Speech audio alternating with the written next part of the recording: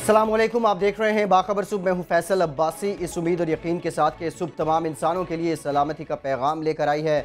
आपकी सुबह को, आपके दिन को बाखबर बनाने के लिए हम हाजिर हैं।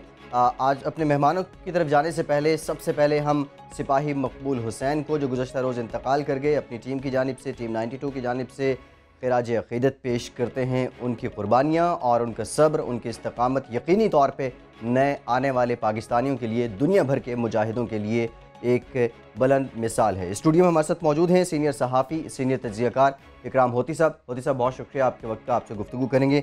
उनके साथ ही साथ तशरीफ़ फरमा है सीनियर कॉरस्पॉन्डेंट 92 न्यूज़ तज्ज़ियाकार सोहेल इकबाल भट्टी साहब। भट्टी साहब, बहुत शुक्रिया आपका भी, आपसे भी गुफ्तगू करेंगे। लाहौर स्टूडियो से हमें ज्वाइन करेंगे नवाज़ सिंगरा। नवाज़, आपका भी शुक्रिया, जबकि कराची से फ़याज़ यूनुस और फ़रीद आलम हमारे साथ मौजूद होंगे। आज के प्रोग्राम में हम कुछ तज़किरा करेंगे पाकिस्तान की मईशत की नैया में कितने सुराख हैं, ये कैसे किए गए, बजट खसारा, इसका बोझ कितना है, इसके साथ साथ कर्ज़े, अंदरूनी कर्ज़े, बैरूनी कर्ज़े, ये सारी कहानी सरकारी दस्तावेज़ जो होती साहब को मौसूल हुई है उसको मद्देनज़र रखते हुए इकराम होती साहब से हम जानेंगे। इसके साथ साथ होती साहब से हम ये भी जानेंगे जबरी लापता अफराद का जो मामला है इंसानी हुकूक की कमेटी में उठाया गया है, और इस कमेटी में जस्टिस रिटायर्ड जावेद इकबाल ने क्या कुछ कहा है। असल में कितने अफराद हैं जो लापता हैं, और कितने अफराद को बेबुनियाद तरीके से रिपोर्ट किया जा रहा है, उनको भी लापता और या फिर जबरी तौर पर लापता करार दिया जा रहा है। इसके साथ साथ भट्टी साहब से हम जानेंगे, इंतहाई अहम खबर है, साबिक प्रिंसिपल सेक्रेटरी, साबिक दौरे हुकूमत के ख़ास ब्यूरोक्रेट फवाद हसन फवाद और अमरीका में तैनात पाकिस्तानी सफ़ीर अली जहांगीर सिद्दीकी का गठजोड़ किस तरह मिलकर बाहमी शराकतदारी रही इनकी करप्शन की, अवाम को चूना लगाने के लिए, और इसके साथ साथ अवाम का पैसा, टैक्स का पैसा कैसे ये हड़प करते रहे, ये हम भट्टी साहब से जानेंगे। इसके साथ साथ भट्टी साहब से हम ये भी जानने की कोशिश करेंगे कि पाकिस्तान तहरीक इंसाफ की हुकूमत बनने के बाद इक़्तिसादी राब्ता कमेटी का पहला इजलास हुआ, और अच्छी खबर पाकिस्तान के अवाम के लिए इसलिए नहीं है कि तकरीबन 300 गुना फ़ीसद जो गैस है उसकी कीमत में इजाफा किया जाएगा। किस बुनियाद पे, किन शराइत पे ये इजाफा किया जाएगा, इसका फ़ायदा क्या होगा और नुकसान क्या होगा, ये हम भट्टी साहब से जानेंगे। इसके साथ साथ SGAD का इजाफी तनख्वाहें लेने वाली कंपनियों के सरबराहों को ये इजाफी पैसे वापस करने का जो सिलसिला है अब ये शुरू होने जा रहा है, और नैब में अब ये पैसे जमा करवाए जाएंगे। नवाज सिंगरा हमें इससे मुतालिक बताएंगे। नए पाकिस्तान की जेलों का निज़ाम भी नया होगा, इसी हवाले से कराची जो है सिंध में, इसमें तब्दीलियाँ लाई जाएंगी, फ़याज़ यूनुस हमें बताएंगे। जबकि बल्दिया उज़्मा कराची ने शहरियों से सस्ती तफरी के जो ज़राए हैं वो भी अब छीनने की कोशिश की जा रही है। क्या वजह है कि KMC क्यों अवाम की तफरी के दर पे है, ये हमें फ़रीद आलम बताएंगे। सबसे पहले होती साहब आपकी जानिब, बजट खसारा, गर्दिशी कर्जा, अंदरूनी कर्जा, बैरूनी कर्जा, ये वो सारी कहानी है, ये सुन सुन के पाकिस्तान के अवाम के कान पक गए हैं। सरकारी दस्तावेज़ क्या कहती है और कब तक ये पाकिस्तान के अवाम सुनते रहेंगे? कल हमने एक स्टोरी की थी कि बिजली के मामलात ख़राब होने जा रहे हैं, अगले 2 महीने में अगर ये ठीक ना किए गए तो पाकिस्तान में बहुत बड़ी तबाही आने वाली है, सिर्फ एक बिजली की वजह से। बाकी मामला छोड़ें, कल 2 दस्तावेज़ात और मिल गई। उनमें एक में ये बताया गया कि पाकिस्तान का जो उमूमी बजट है उसका जो खसारा है वो भी अब हाथ से निकल गया, और दूसरी तरफ बिजली की जो आने वाली जो काबीना को जो अब ब्रीफिंग होगी 8, 10 दिन, 12 दिन, 15 दिन बाद उसमें क्या हो सकता है वो चीज़ भी सामने आ गई। कल सेनेट सेक्रेटेरिएट में गैर जानिबदार हुकूमत ने ये डॉक्यूमेंट पेश किया है। ये लिखा गैर जानिबदार हुकूमत ने है और पेश कल किया गया है। गैर जानिबदार के निगरान हुकूमत ने कच्चा छट्टा खोल के रख दिया पिछली हुकूमत का भी, और अब जो मौजूदा सूरत हाल है, अब अगर कोई झूठ बोलेगा तो ये निगरान हुकूमत का डॉक्यूमेंट है, इस पे झूठ नहीं बोला जा सकता। झूठ असल क्या है?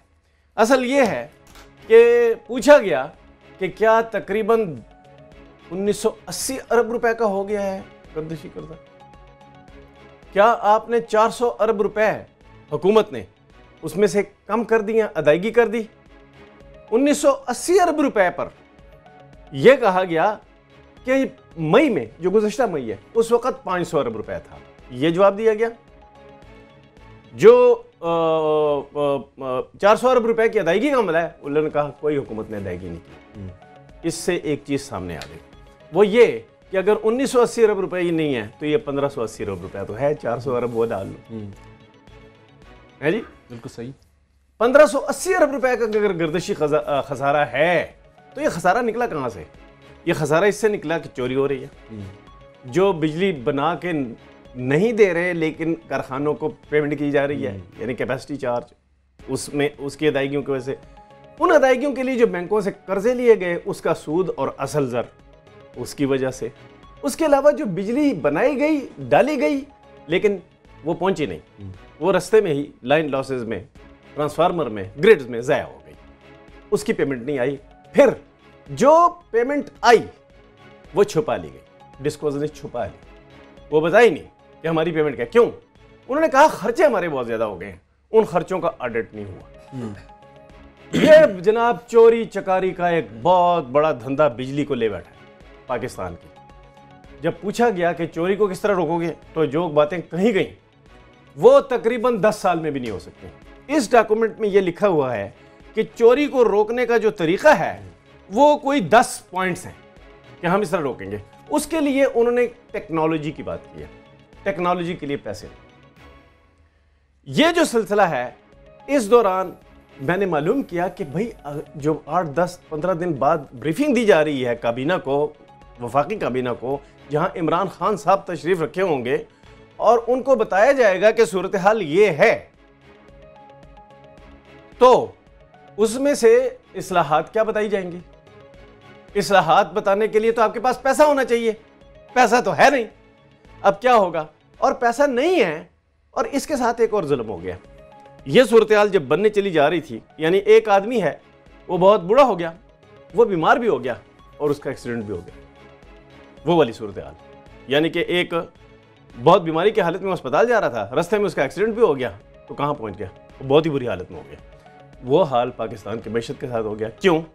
क्योंकि ये भी सामने आ गया कि पिछले साल के जो हिसाब किताब है बजट का वो पेश कर दिया गया है। उसमें जनाब सूद जो है पिछले साल 445 अरब से 1500 अरब रुपया हो गया, सिर्फ सूद कर्जों पे लिया गया। और जो अंदरूनी कर्जा है 433 अरब से 1475 अरब रुपया हो गया, सिर्फ अंदरूनी कर्जा, बैरूनी नहीं। बजट का खजाना जो है वो 441 अरब रुपए से 2230 अरब रुपया हो गया, 2260 अरब रुपए। और खर्चा जो है वो 1466 अरब रुपए से 7488 अरब रुपया हो गया। कितना फर्क पड़ा? 50, 500 अरब, 5000 अरब। क्या बनेगा?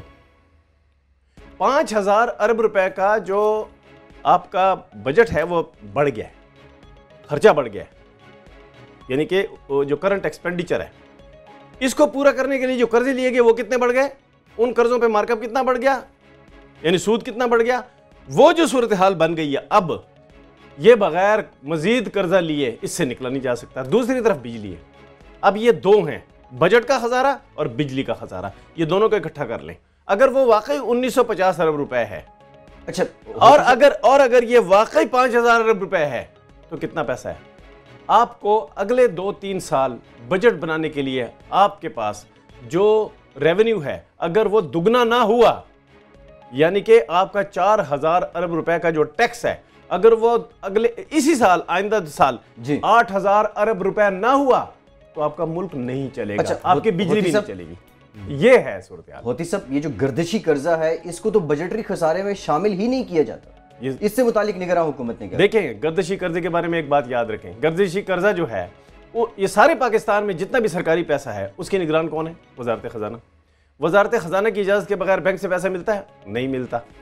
जो गर्दिशी कर्जा है उसकी पेमेंट के लिए बैंक से जो कर्जा लिया जाता है वो वजारत खजाना के खाते में पड़ता है। वजारत खजाना के पास एक बोझ ये है, सारी वजारतों के खर्चों का बोझ वजारत खजाना के पास है। एग्जैक्टली। हाथी के पाँव में सबका पाँव। दूसरी तरफ उसके पास बजट है जो रियासत का चला रही है, यानी बिजली का बजट सिर्फ और रियासत का बजट, इन दोनों का मिलके तकरीबन आप समझ ले खसारा एक जैसा हो गया। इसको निमटने के लिए आपका रेवेन्यू अगर 8000 अरब ना हुआ अगले साल तक, उसके लिए जो ब्रीफिंग दी जा रही है, उस ब्रीफिंग में मजे की बात यह है कि एक चीज ये भी मिसिंग है कि पैसा कहां से आएगा? गर्दिशी कर्जे को रोकने के लिए, चोरी को रोकने के लिए, खराबियों को रोकने के लिए। दूसरी तरफ ये भी मिसिंग है कि रेवेन्यू किस तरह 4,000 अरब से 8,000 अरब रुपए बढ़ेगा, ये होने जा रहा है। ठीक, शॉर्टली आप कह रहे हैं कि पाकिस्तान की मईशत को कैंसर हो चुके, मईशत को सिर्फ नहीं, बिजली को भी, जिसने मईशत को बनाना है। ठीक,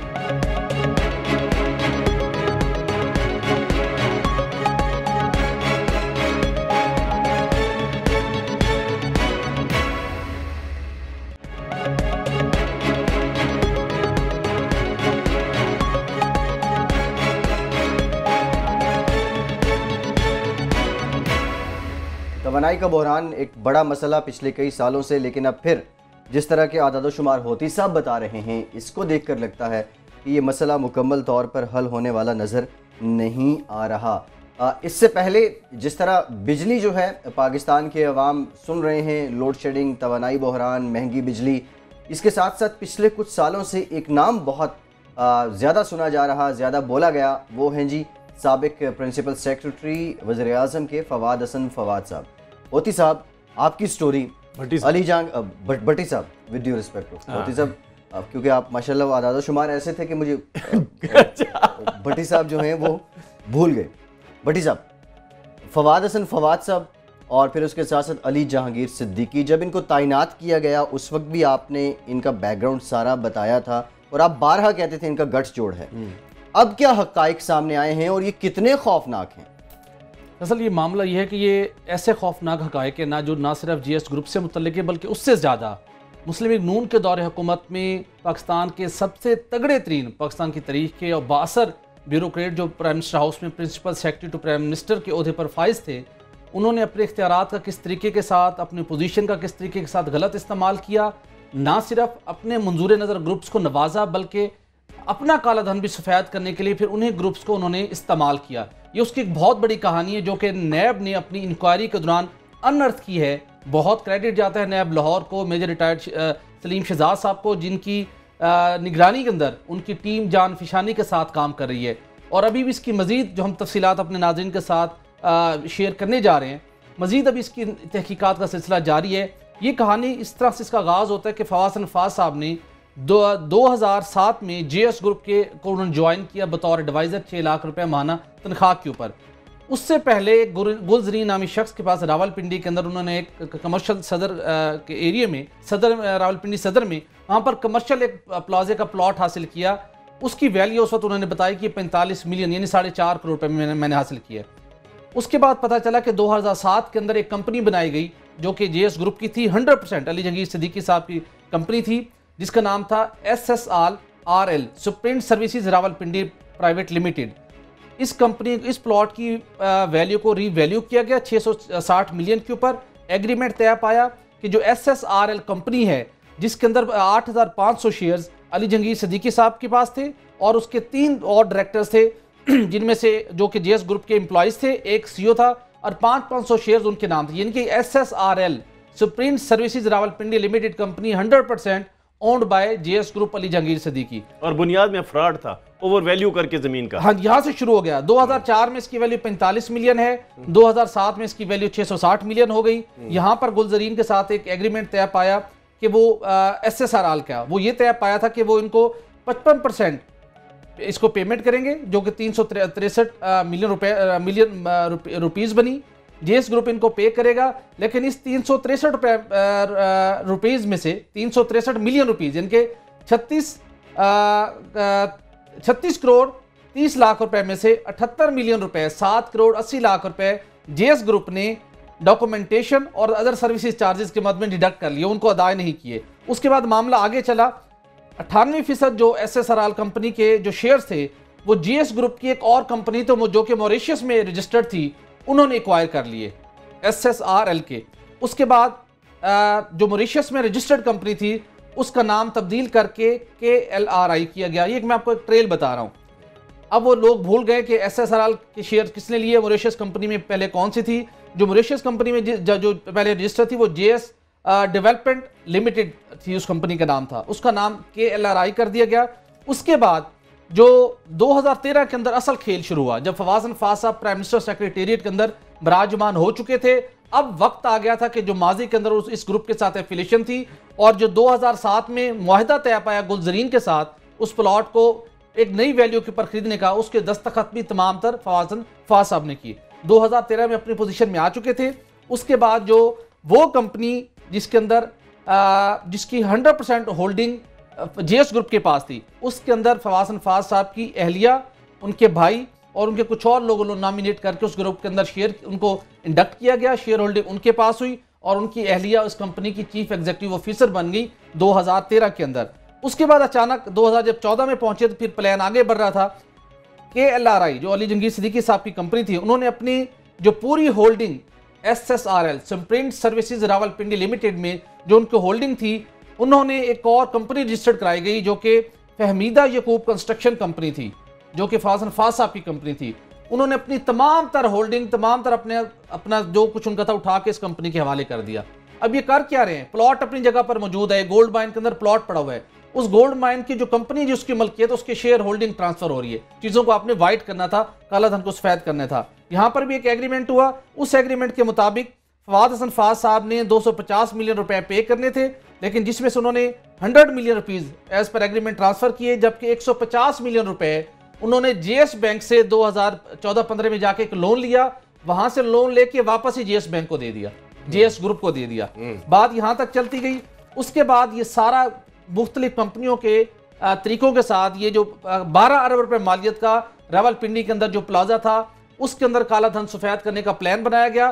तरीके के साथ मुख्तलिफ स्टेजेस से 2007 से मुख्तलिफ कंपनियों से रोटेट करता हुआ ये प्लाजा अल्टीमेटली फवाद साहब और उनके अहले खाना, उनके जो अजीजो कारी भाई, उनके नाम पे एक कंपनी के थ्रू ट्रांसफर हो गए। इसके इनके इस एसेट्स के असर वो मालिक बन गए।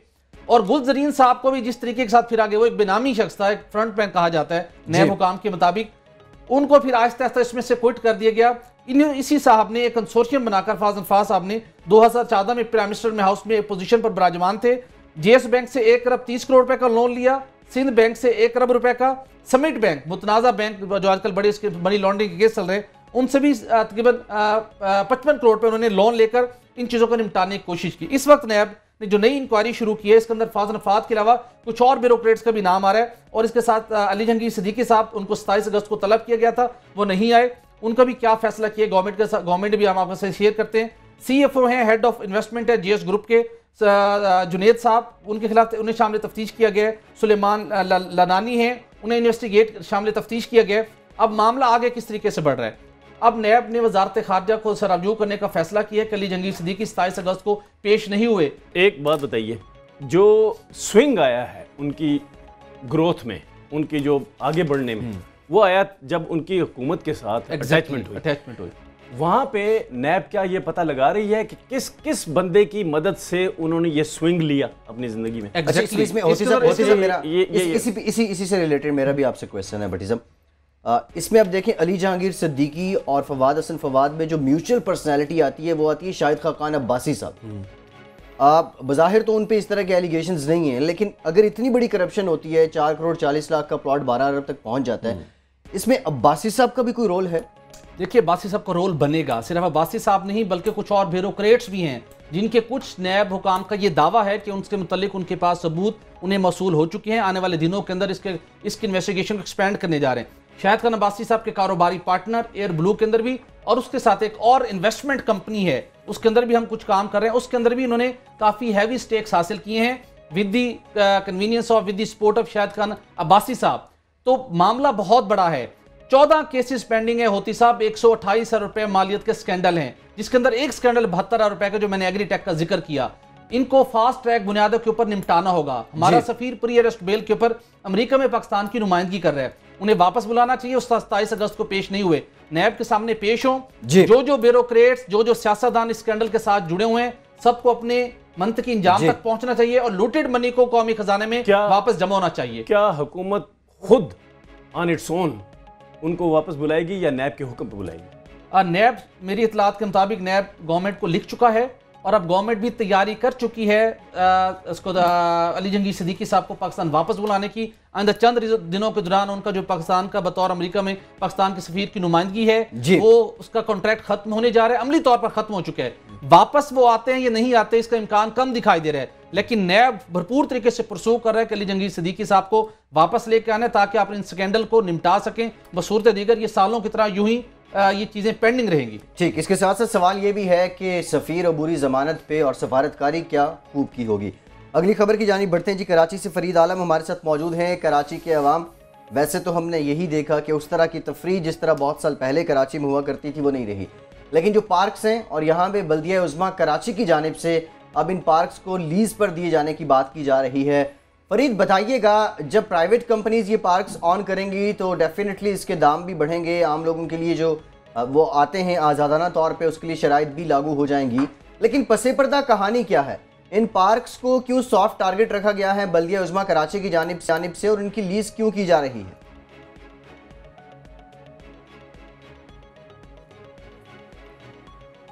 जी, बल्दिया उज़्मा कराची की जानिब से पार्कों को जो है प्राइवेट कंपनियों को देने का सिलसिला तवील अरसे से जारी है।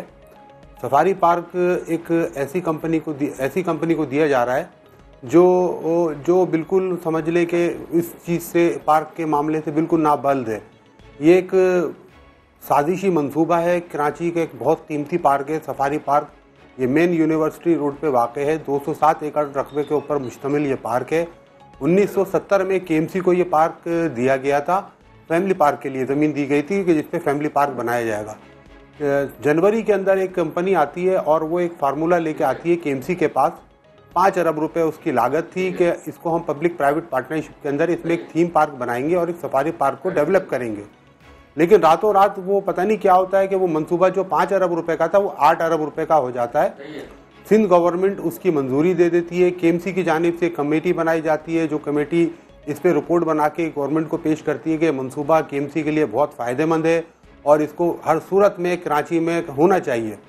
लेकिन बात यह है कि वो मंसूबा क्या है, उस मंसूबे की असल पसे पर्दा कहानी यह है कि ये 5 अरब रुपए का जो मंसूबा 8 अरब रुपए का हुआ, 3 अरब रुपए किन लोगों में तकसीम होंगे। 5 अरब रुपए का मंसूबा था। थीम पार्क जो कंपनी बनाने जा रही है वो कंपनी सिर्फ अपनी जेब से 2 अरब रुपए लगा रही है। 8 अरब रुपए का मंसूबा है, 2 अरब रुपए कंपनी लगा रही है, 5 अरब रुपए वो लोन लेगी। 1 अरब रुपए जो है उसमें सिंध गवर्नमेंट उसको लोन दे रही है केएमसी को इस मंसूबे के लिए। रातों रात ये मंसूबा मंजूर किया गया, लेकिन क्यों किया गया, किस लिए किया गया, ये किसी को समझ में नहीं आ रहा। क्योंकि जो कंपनी इसको ले रही है वो थीम पार्क बना रही है। थीम पार्क में वो क्या बना रही है, कैसे बना रही है, कुछ भी उसमें डिक्लेयर नहीं किया गया। हाँ, उसमें ये मेंशन ज़रूर किया गया है कि थीम पार्क का जो किराया है वो 1400 रुपये होगा और सफारी पार्क की जो एंट्री फीस होगी वो 100 रुपये होगी, जो कि इस वक्त 10 रुपये है।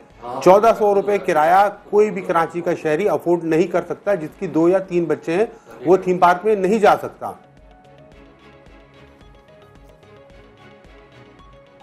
इसके अलावा केएमसी की जानिब से जो बताइएगा, इसमें सिर्फ केएमसी का रोल ही है या फिर सिंध गवर्नमेंट का भी है? गया कि केएमसी जो है इस मंसूबे को करती है प्राइवेट कंपनी के तहत, तो केएमसी को रेवेन्यू की मद में बहुत बड़ा फायदा होगा सालाना, जबकि हकीकत इसके बरक्स है। केएमसी का फायदा इसके अंदर टोटल रेवेन्यू जो सालाना कंपनी अर्न करेगी उसमें 3% है। यानी कि कंपनी की जानिब से जो रिपोर्ट बनाई गई है उसमें यह दिखाया गया है कि सालाना प्रॉफिट जो होगा थीम पार्क और सफारी पार्क से 76 करोड़ रुपए होगा। उस 76 करोड़ रुपए में से सिर्फ केएमसी का जो प्रॉफिट है 2 करोड़ रुपए है। अब ये देखें, आप 107 एकड़ जमीन एक किसी कंपनी को दे रहे हैं, उस पर 1 अरब रुपए का लोन भी दे रहे हैं। उस लोन के एवज जो केएमसी फायदा ले रही है सिर्फ 2 करोड़ रुपए ले रही है, जबकि कंपनी को जो फायदा है जो सिर्फ 2 अरब रुपए लगा रही है वो 76 करोड़ रुपए सालाना ले रही है। अब इसके अंदर क्या मामला है, इन्होंने दूसरे ये कि ये पब्लिक प्रॉपर्टी है, इसको इस तरह केएमसी किसी को दे नहीं सकती। इसके लिए इनको अवामी राय तलब करना थी, लेकिन उन्होंने नहीं की। पिछले दिनों कौंसिल के अंदर आके इन्होंने करारदाद मंजूर कर ली। सुप्रीम कोर्ट की भी ये वायलेशन है। सुप्रीम कोर्ट की जानिब से वाज़ेह तौर पे कहा गया है कि किसी भी पार्क के अंदर कोई कमर्शियल तामीरात नहीं होंगी। करारदाद तो मंजूर हो गई, लेकिन जब एडवर्टाइजमेंट का प्रोसेस शुरू हुआ, क्या कंपनीज को पेपरा रूल्स के मुताबिक शफाफ तरीके से सिलेक्शन की गई और स्पेशली जो इंसेंटिव दिया जाना था जो सिंध गवर्नमेंट की जानिब से, केएमसी की जानिब से, वो तमाम तर इंसेंटिव उस एडवर्टाइजमेंट में शामिल थे ताकि लेवल प्लेइंग फील्ड हो, सब कंपनीज को पता हो कि हमने किस रेट के ऊपर बिड करनी है। ये पूरा प्रोसेस किस तरह से हुआ? सर, ये कोई प्रोसेस नहीं हुआ। इन्होंने दिखावे कि जब ये मंसूबा इन्होंने जनवरी के अंदर ये खुफिया तौर पे कर रहे थे, लेकिन ये फरवरी के अंदर मैंने इस खबर को ब्रेक कर दिया था। जब खबर ब्रेक होने के बाद इन्होंने इसको मंसूबे को पसे पर्दा ले गए।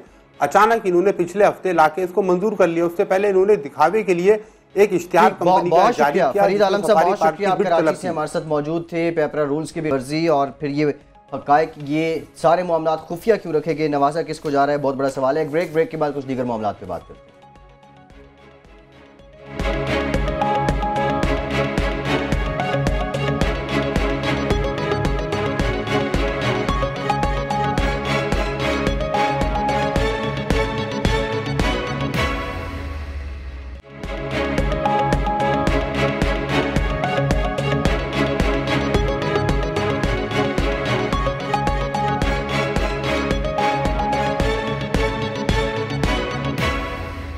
ब्रेक के बाद एक बार फिर से आपको खुश आमदीद कहेंगे। लाहौर में हमारे नुमाइंदे नवाज सिंगरा हमारे साथ मौजूद हैं, उनकी जानिब बढ़ते हैं, उनसे जानते हैं। नवाज, पिछले दौरे हुकूमत में जो पंजाब में मुस्लिम लीग नून की हुकूमत थी, सरकारी अफसरान को प्राइवेट कंपनियों का सरबराह लगाया गया और भारी तनख्वाहें दी गई। उसके बाद ये मामला हमने देखा सुप्रीम कोर्ट में गया, अहकामात मौसूल हो गए।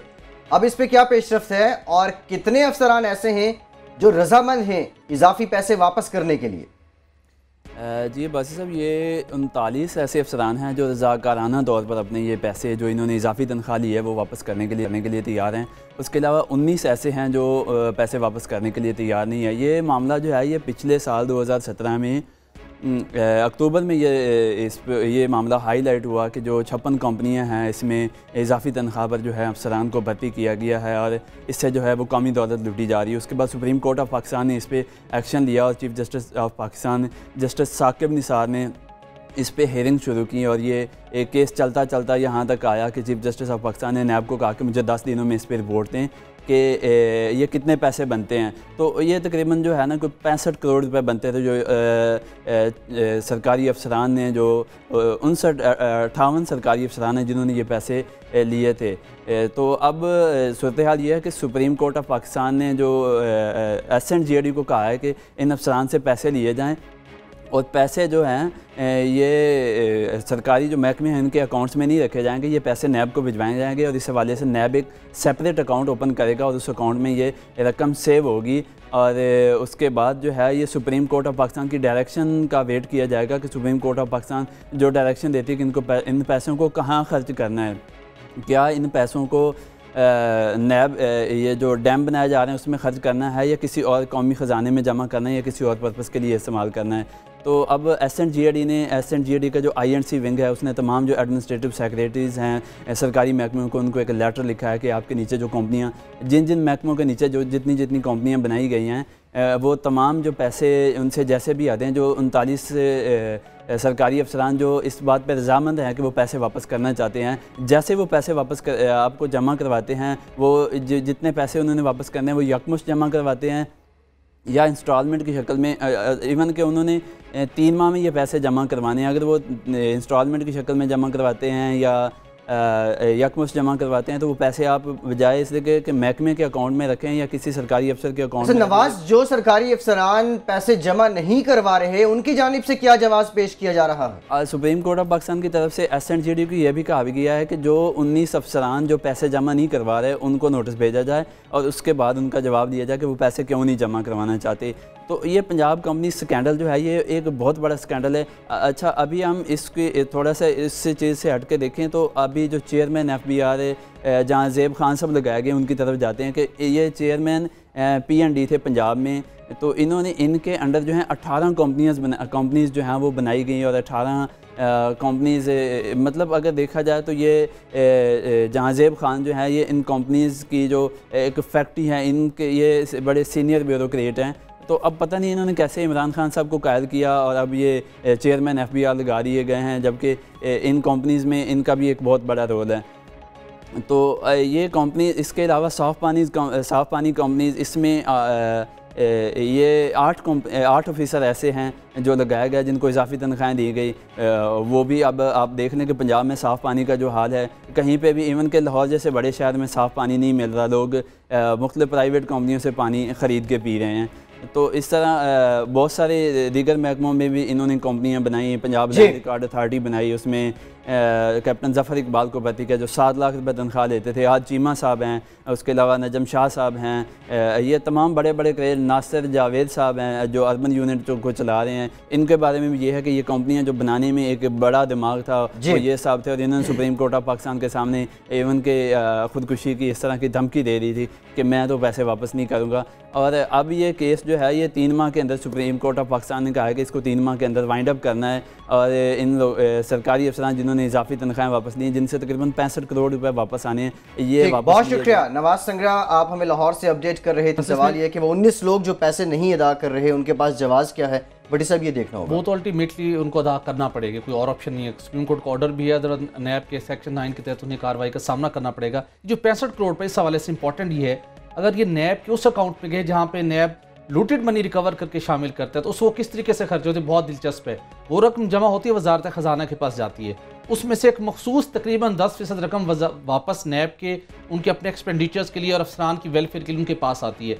और बाकी जो 90% रकम होती है वो दोबारा बजट खसारा और हुकूमती खर्चात के अंदर जम मर्ज हो जाती है। उसका कोई फ़ायदा नहीं रहता कि आपने जो इतनी काविश करके एक रकम, बड़ी रकम हासिल की, इस वक्त इस रकम को प्रोडक्टिव किसी ऑब्जेक्टिव के लिए इस्तेमाल होना चाहिए, जो कि बेस्ट जो यूटिलाइजेशन है वो डैम्स फंड है। तो लिहाजा इस रकम को उस अकाउंट के अंदर जाके जम नहीं हो जाना चाहिए, वाज़े तौर पर है। और एक यादगार भी रहेगा कि एक करप्ट पर्पस के लिए इख्तियारात गलत इस्तेमाल के तहत जो रकम हासिल की गई थी, उसको फिर प्रोडक्टिव ऑब्जेक्टिव के लिए किस तरीके से इस्तेमाल किया। यादगार के साथ साथ बहुत से लोगों के लिए निशाने इबरत भी रहेगा। भट्टी साहब,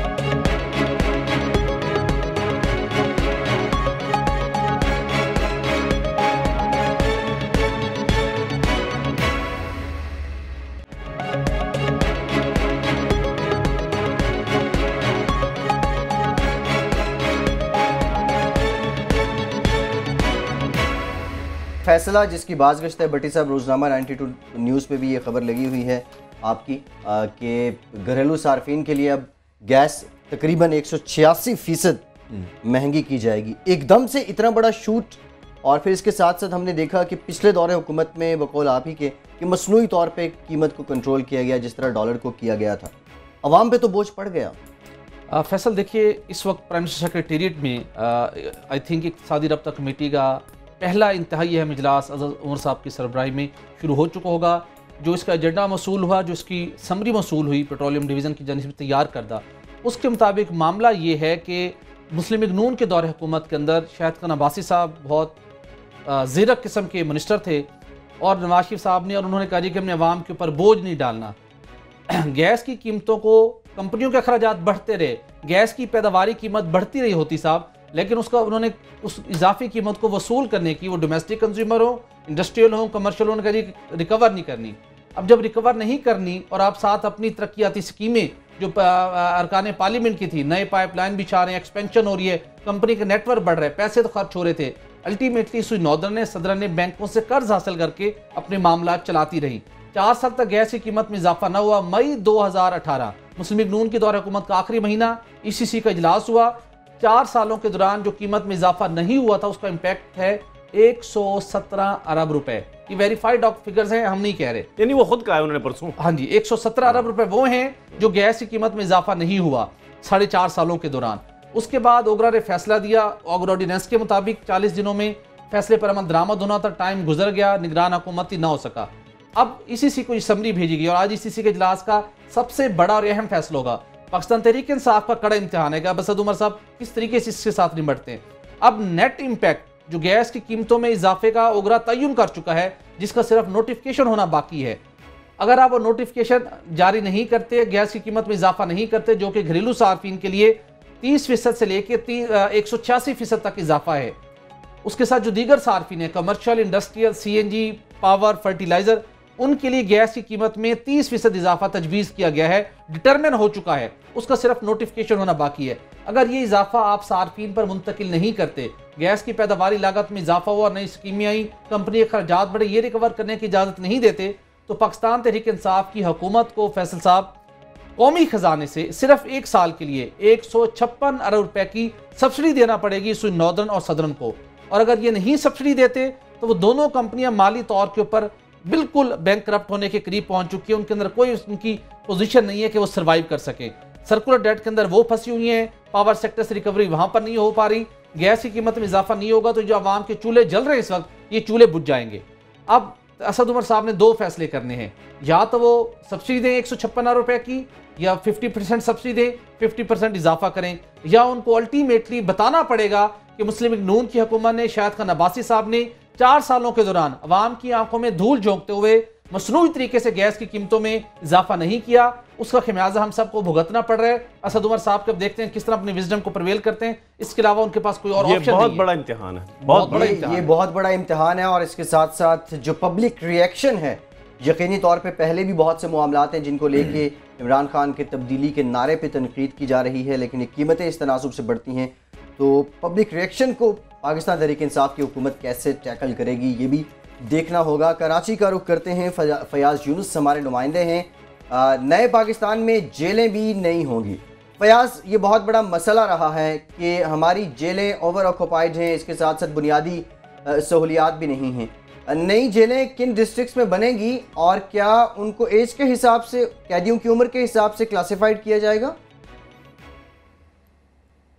देखिए, बिल्कुल नई जेलें बनाने का कराची में फ़ैसला कर लिया गया है। ये फ़ैसला इसलिए किया गया कि सुप्रीम कोर्ट ने एक कमेटी तश्कील दी थी, क्योंकि कराची की सेंट्रल जेल से जो 2 इंतहाई ख़तरनाक दहशतगर्द फ़रार हुए थे, जिसके बाद एक कमेटी बनाई गई थी जिसने अब फैसला कर लिया है कि कराची के हर डिस्ट्रिक्ट में एक जेल बनाई जाएगी जहाँ स्ट्रीट क्राइम और टारगेट किलिंग के जो मुल्जिमान हैं उनको रखा जाए और उनका ट्रायल भी वहाँ पर हो। इसके लिए महकमा दाखिला और सरकारी तंजीमों के दरमियान भी एक मीटिंग हुई है, जिसमें जेल इंतज़ामिया ने अपने कुछ शवाहिद भी पेश किए हैं कि अगर हर इलाके, हर डिस्ट्रिक्ट में एक जेल होगी तो उससे जो है ट्रायल में काफ़ी ज़्यादा उन्हें जो है फ़ायदा होगा और जल्दी ट्रायल भी होंगे। जेल इंतज़ामिया ये भी कहती है कि इस वक्त कराची में 2 बड़ी जेलें हैं जिनमें 10,000 के करीब कैदी मौजूद हैं।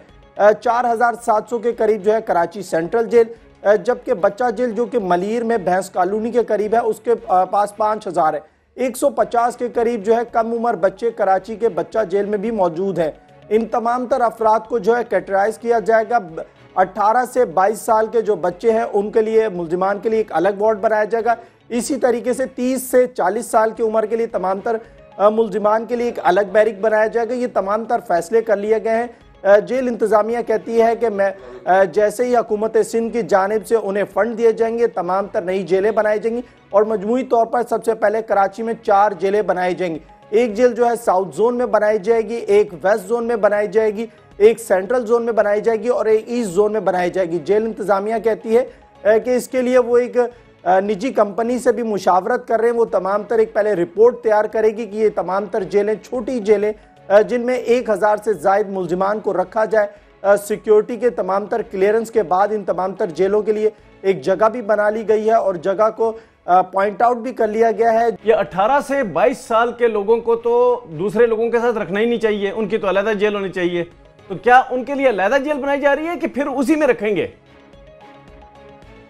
देखिए, 18 से 22 साल के जो नौजवान लड़के हैं, जेल हुकाम कहते हैं कि ये ज़्यादातर स्ट्रीट क्राइम की वारदातों में मुलविस होते हैं और ये स्ट्रीट क्रिमिनल्स हैं, इसीलिए इनके लिए एक मुख्तलिफ बैरिक्स बनाई जाएंगी और जो 4 नई जेलें होंगी उनमें इनको डिस्ट्रिक्ट वाइज रखा जाएगा और इनके लिए एक रिहेबिलिटेशन सेंटर भी बनाया जा रहा है ताकि यहाँ इन्हें तरबियत दी जा सके और जराइम की दुनिया से इन्हें दूर किया जा सके। क्योंकि जेल हुकाम ये कहते हैं कि कराची में 2 बड़ी जेलें हैं, जैसे ये नौजवान इन जेलों में आते हैं तो ये स्ट्रीट क्रिमिनल्स के साथ मिक्स हो जाते हैं और जल्दी रिहाई हो जाती है, जिसके बाद ये दोबारा से स्ट्रीट क्राइम में आते हैं और स्ट्रीट क्राइम का रेशो भी बढ़ता है। ये तमाम तर फैसले किए जा रहे हैं, जिसके बाद अब हम देख रहे हैं कि ये एक तमाम तर एक हिकमत अमली भी बना ली गई है और 18 से जो 22 साल के उम्र के नौजवान, क्या जेल कवानीन में भी तब्दीली की जाएगी? देखिए, वो कहते हैं कि डीआईजी नासिर आफ्ताब कहते हैं कि वो इन तमाम तर कोशिशें कर रहे हैं और कुछ कवानीन के लिए भी वो कोशिश कर रहे हैं ताकि तब्दीली लाए जा सके। और जो स्ट्रीट क्रिमिनल्स जिनकी वो कहते हैं कि तादाद बहुत ज़्यादा बढ़ चुकी है, स्ट्रीट क्रिमिनल्स कराची की सेंट्रल जेल में बहुत ज़्यादा है और ये तमाम तर नौजवान हैं।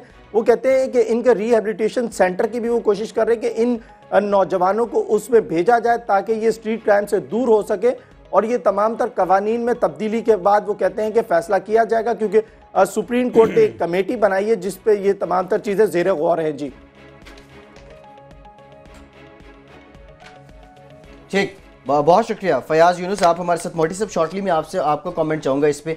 हम थाना कल्चर की तब्दीली की बात करते हैं तमाम सूबों में, लेकिन जेल कल्चर की तब्दीली की बात नहीं की जाती। बहुत से ऐसे लोग हैं वो जेल में जाने के बाद बिगड़ जाते हैं।